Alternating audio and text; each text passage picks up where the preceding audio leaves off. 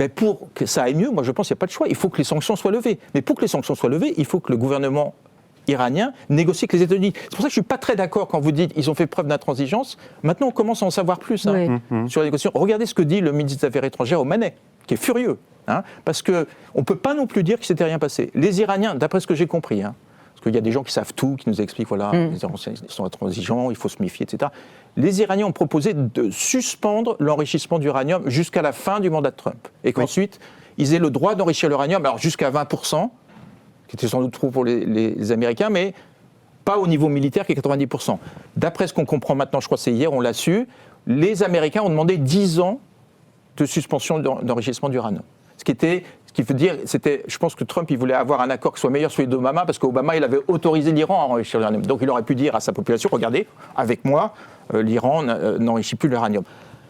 Il semblerait que Trump ait dit, ah oui, ils veulent pas, ils refusent, parce que les Iraniens ont refusé cette proposition.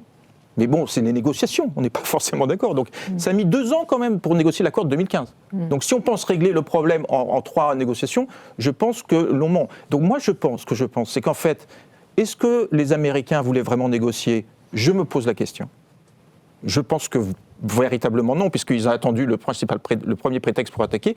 Et on commence à comprendre, je ne suis pas sûr, personne n'a la vérité. Moi, je pense que sous l'influence israélienne sous l'influence néoconservatrice, notamment Marco Rubio, ils ont vendu à Trump l'idée que l'Iran n'a jamais été en situation aussi faible. Donc en gros, c'est le bon moment pour les attaquer. Donc c'est pour ça que je ne suis pas trop d'accord avec l'idée que les Iraniens ont perdu du temps. Oui, dans un monde parfait. Dans le temps de Trump, c'était trop long en tout cas. Voilà, pour Trump, c'était trop long.